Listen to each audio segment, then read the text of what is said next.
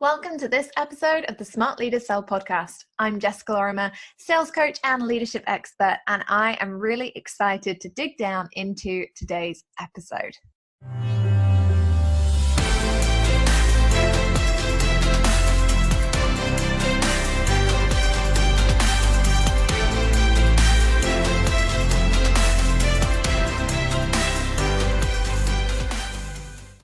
Okay, happy hump day, poddies. I am excited. It is Wednesday and we are rocking and rolling the festive period. Yay!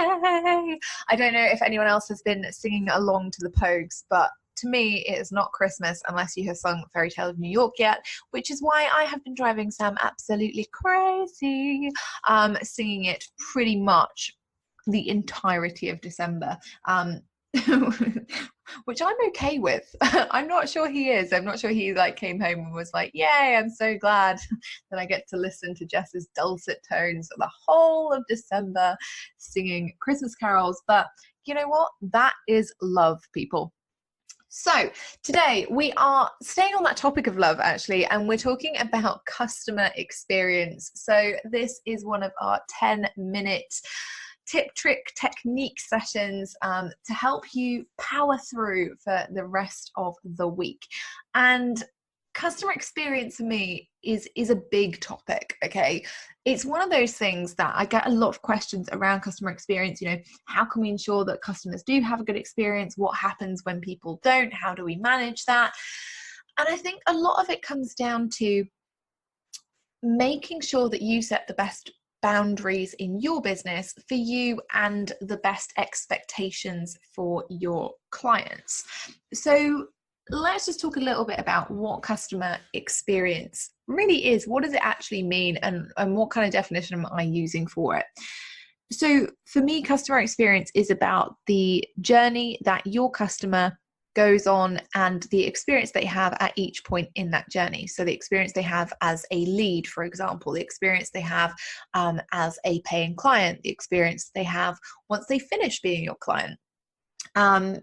Those are all parts of the customer experience journey. For some of you who work in software or web design or other things like that, you might be, looking at how people are able to use specific things or how they're able to navigate certain situations or technology problems. I really tripped over that then. Technology problems. It's a Wednesday. What can I do? So you might be looking at it differently, but the overarching theme when it comes to customer experience is basically making it the best experience that somebody could have, whether they are new to your community, whether they buy from you regularly, whether it's their first purchase from you, whether it's their first time working with you in any kind of capacity. You want it to be good, because when people have positive experiences, they come back. And I think that's something that we can kind of forget sometimes in this online world. We feel like, oh, well, if people don't enjoy it, they'll pay more and they'll get the next experience in the ladder. And that's not really the way it works. When we have a negative experience of something, we tell on average 10 other people about that bad experience. So if you are not providing an excellent customer experience to your clients, what's happening, or what could be happening, is that they're going out and telling 10 other people, no, don't work with Jess, it's terrible. These are all the awful things that happened. And that's not what we want out on the internet, right? It's not what we want anywhere, because A, we never want to disappoint our customers, and B, actually, word of mouth is a huge thing when it comes to sales. Reputation is a huge thing when it comes to sales. And the quickest and easiest way to completely ruin your business is to develop a reputation in the market for under-delivering or underwhelming your clients when it comes to the experience they have with you. So how can we actually make client experiences better without having to do tons of extra stuff? And this has been, I was going to use a rude word, but then we'll get done for being explicit again. This has been manipulated by the online industry over the years, specifically when you see courses that they sell the course and it's usually about $2,000, and then there are about 25 bonuses. And all of those bonuses are designed to make people think, oh my goodness, I need to buy this because this bonus is amazing and I'm going to get all this extra stuff. But the reality is, what we're really doing in that kind of situation is saying, I'm not massively sure that this course or this program or this service is going to sell. So I'm going to throw in loads of extras to make it a complete no-brainer. Or I'm not sure that this course or program really works. Like, does it get the transformation that they really want? Because if it did, would we hold off of the 20 or 30 bonuses that actually make zero difference to anyone? Because let's face it, who's actually ever been through the bonuses? Is that just me? Am I just lazy? You don't want people to be buying your course, your program, your service based on how many bonuses you're throwing at them. You want people to buy it based on the transformation and the outcome of that program, course, service, product that is initially offered. Okay, bonuses, can be a great sweetener. They can be great for helping any last minute people just pop over the line, but you certainly shouldn't be selling from that perspective. You shouldn't need to. And so when we talk about customer experience and we talk about how can we make sure that our customers get this great experience without having to throw everything else in, what we're effectively talking about is, moving away from the norm and not just throwing more stuff at people, and instead streamlining and simplifying so that they can actually get the quickest results. So in terms of providing your customer the best experience, let's talk about some of the basics here. The first thing is onboarding. Okay, onboarding is something that most people, including myself, when they start out, do not do well. Okay, and it's a natural progression. As your business grows, as you have more people coming through your system, you start to hear the questions that come up. You start to figure out that perhaps people aren't whitelisting your email immediately, so they're not getting logins, and things are going to the spam folder, and it's all getting a little bit scary. But really, that onboarding is, whether it's the first time or the 5th time or the 10th time that your customer has bought from you, it leaves an impression. And if your onboarding isn't very good, so if you don't send them an email automatically or manually saying, oh my goodness, I could not be more excited that you're here and that you're doing this program, and here's how you get started, and here's how you set up your logins, and here's how you can access the community or whatever it is that you're offering, then it just gets lost. And then people end up not participating, and you end up with problems down the line of participation rates and attendance rates and completion rates, and people feeling like they didn't really get what they came for.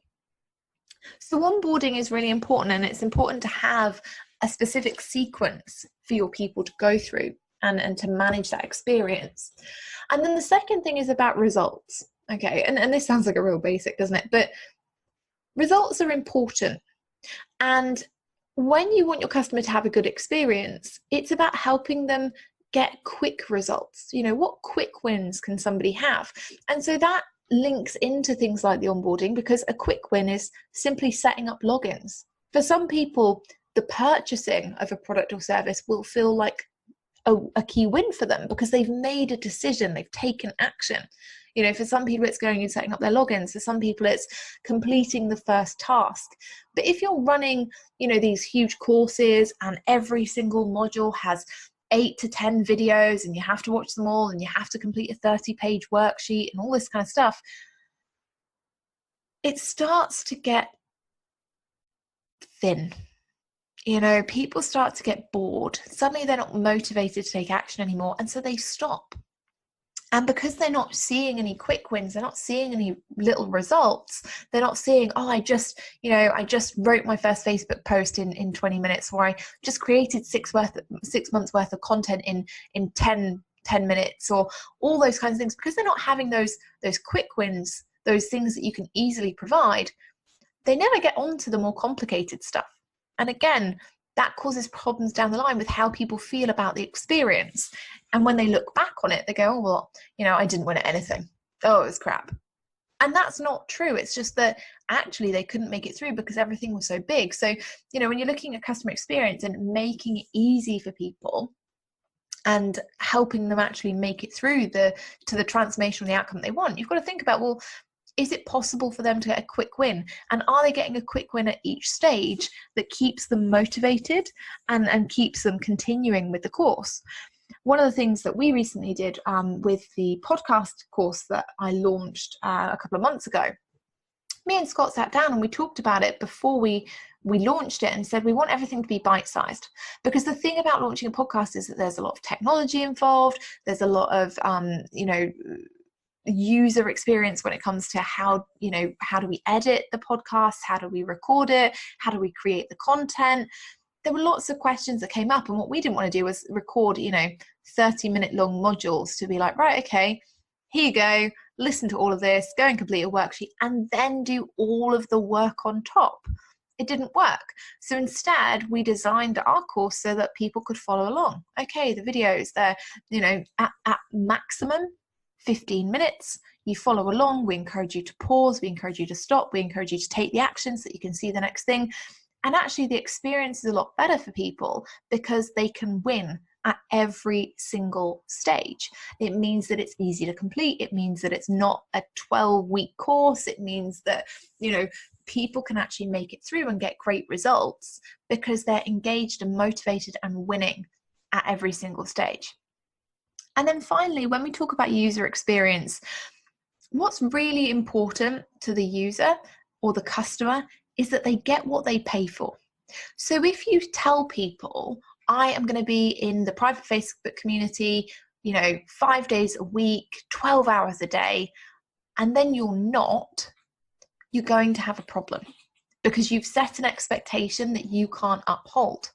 So rather than set those high expectations and then miss them, think about how you can really contribute and what they really need from you and the commitment that you are prepared to make, so that way nobody is disappointed. You're setting a clear expectation, you're setting clear boundaries, and you're adhering to them, and it makes them feel safe, it makes them feel like they can trust you, and it increases that relationship with your audience of, oh wow, well, Jess says she'll show up at this time, and she does. Great, okay, I can trust her. If she can manage to show up at that time when she says she's going to, I'm sure I can trust her content. Okay, so there you go. There you have it. That is customer experience. I hope you are enjoying a fabulous festive season and that you have got trees up and that baubles are all in the right places on the tree and that you are ready to take some downtime, get some mulled wine, and really enjoy spending some time with your family. I'll see you in the next episode.